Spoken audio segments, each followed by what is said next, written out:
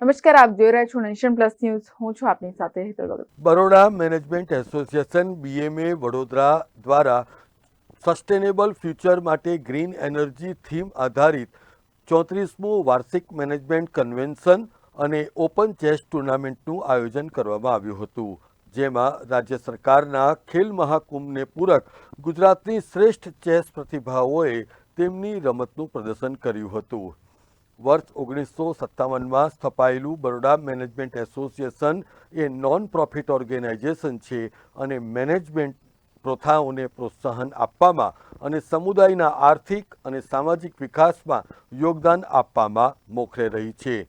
Baroda management એસોસિએશનના પ્રમુખ મુકુંદ પુરોહિતે પ્રારંભિક ઉદ્બોધનમાં જણાવ્યું હતું કે એનર્જી પરની ચર્ચા એ પ્રધાનમંત્રી નરેન્દ્ર મોદીના ક્લાઇમેટ ચેન્જ અંગેના વિઝનને પ્રોત્સાહન આપીને ગ્રીન એનર્જી સેક્ટરને આગળ વધવામાં મદદ કરશે અને રોમાંચક ચેસ ટુર્નામેન્ટનો હેતુ એ બૌદ્ધિક વૃદ્ધિ સાથે વ્યૂહાત્મક વિચારસરણીને પ્રોત્સાહન આપીને ટેલેન્ટને બહાર લાવવાનો છે.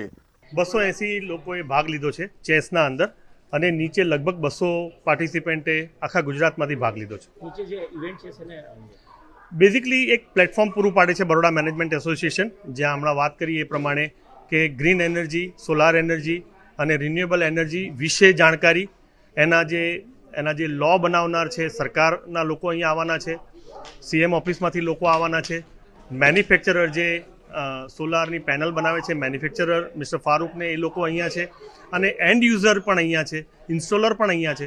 એટલે આ બધા અલગ અલગ જગ્યાએ બરોડા મેનેજમેન્ટ એસોસિએશને એવું પ્લેટફોર્મ પૂરું પાડ્યું છે કે બધા એક પ્લેટફોર્મ પર આવે, બધા એક જગ્યા ઉપર આવે અને એનાથી બધાને ફાયદો થાય. આ કાર્યક્રમનું ઉદ્ઘાટન વડોદરાના સાંસદ ડૉક્ટર હેમાંગ જોશી, વડોદરા શહેર ભારતીય જનતા પાર્ટીના અધ્યક્ષ વિજય શાહ અને પૂર્વ વિકેટકીપર કિરણ મોરે દ્વારા કરવામાં આવ્યું હતું. બરોડા મેનેજમેન્ટ એસોસિએશન BMA સાથે પોતાનો નાતો જૂનો હોવાનું જણાવતા વડોદરાના સાંસદ ડૉક્ટર હેમાંગ જોશીએ જણાવ્યું હતું કે વડોદરા શહેરમાં યુવાનોને આકર્ષવા માટે ચેસ ઇવેન્ટ જેવી એક્ટિવિટી સતત થવી જોઈએ. વધુમાં ડૉક્ટર જોશીએ જણાવ્યું હતું કે ભારત સરકાર દ્વારા ગ્રીન એનર્જી ક્ષેત્રમાં જે રીતે પ્રભાવક કામગીરી થઈ રહી છે એ જોતા સારી પોલિસી અને ઇમ્પ્લિમેન્ટેશનને કારણે વર્લ્ડ લીડર બનવાની અમૂલ્ય તક છે. મન નથી આવતું કોણ પેલો હું કોણ કરશે.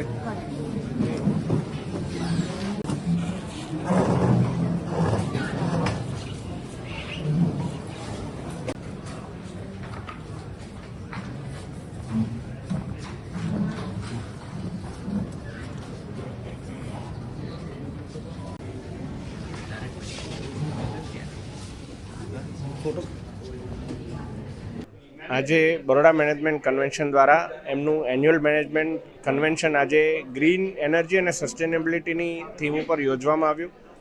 આ ગ્રીન એનર્જી અને સસ્ટેનેબિલિટીની થીમ એટલે જે પ્રકારે એનર્જી હોય એ રિન્યુએબલ હોય કે નોન રિન્યુએબલ હોય એનો ઉપયોગ એક વ્યવસ્થિત માત્રામાં થાય અને આવનારી જનરેશન માટે આપણે એનર્જીને કયા પ્રકારે એનો સંગ્રહ કરીને રાખીએ અને જાળવીને રાખીએ એ બાબતે મનન ચિંતન આ કન્વેન્શનમાં થવાનું છે. સાથે સાથે BMA દ્વારા એક ખૂબ જ સારો અભિગમ કે જે ઓપન ચેસ ટુર્નામેન્ટનું આજે આયોજન કરવામાં આવ્યું છે, જેમાં 3-4 વર્ષથી લઈ અને વડીલો સુધીના એજ ગ્રુપના તમામ રમતવીરો એમાં ભાગ લઈ રહ્યા છે. હમણાં જ તાજેતરમાં આપણા ગુકેશે સમગ્ર વિશ્વમાં ચેસની રમતગમત માટે ભારતનો ડંકો વગાડ્યો છે અને વડોદરાની અંદર પણ આટલા સુંદર કલાકારો અહીંયા ઉપસ્થિત છે એ જાણીને મને પણ અહીં આવીને ખૂબ જ આનંદ થયો છે. આ પ્રસંગે જાણીતા પૂર્વ ક્રિકેટર કિરણ મોરેએ જણાવ્યું હતું કે વડોદરાને હંમેશા રમતગમતનો ગેટવે કહેવાય છે, ત્યારે બરોડા મેનેજમેન્ટ એસોસિએશન જેવી સંસ્થાના રમતવીરોને આગળ લાવવાના જે પ્રયાસો છે એ સાચા અર્થમાં આગામી દિવસોમાં અત્યંત महत्वपूर्ण साबित થશે. ये टूर्नामेंट जो आयोजित की गई है आज बड़ौदा बिजनेस मैनेजमेंट एसोसिएशन की तरफ से, आई थिंक ये स्पोर्ट्स ऐसा एक माध्यम है, आई थिंक उसमें हमेशा मैं मानता हूँ जितना बच्चों को लोगों को स्पोर्ट्स खिलाओगे आई थिंक तंदुरुस्त रहोगे. और मैं चाहता हूँ ऐसे इवेंट्स बहुत ही होने चाहिए पूरे देश भर में. गुजरात में तो बहुत ज़्यादा मैं मानता हूँ क्योंकि स्पोर्ट्स एक्टिविटी होनी चाहिए. अपने यहाँ स्पोर्ट्स एक्टिविटी बहुत कम है.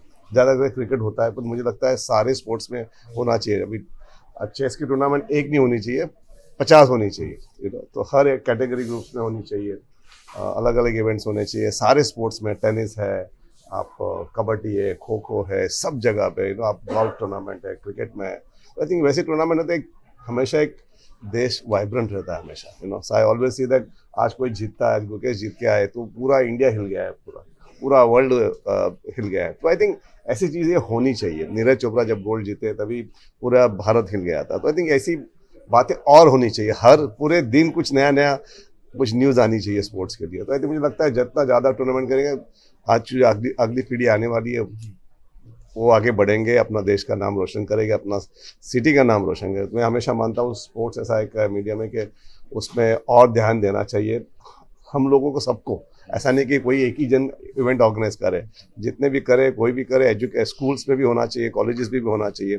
सो हर एरिया में, डिस्ट्रिक्ट्स में, छोटे छोटे डिस्ट्रिक्ट्स में, बड़े सिटीज़ में भी होना चाहिए, मैं ऐसा मानता हूँ। કેમેરામેન નવનીત પરમાર સાથે Satyam Nevaskar, nation plus news, Vadodara. સમાચારોના સતત અપડેટ મેળવવા માટે અમારી નેશન પ્લસ ન્યૂઝની યુટ્યુબ ચેનલને સબસ્ક્રાઇબ કરો, બેલ આઇકન દબાવો અને જોડાયેલા રહો ફેસબુક, ઇન્સ્ટાગ્રામ અને ટ્વિટર પર।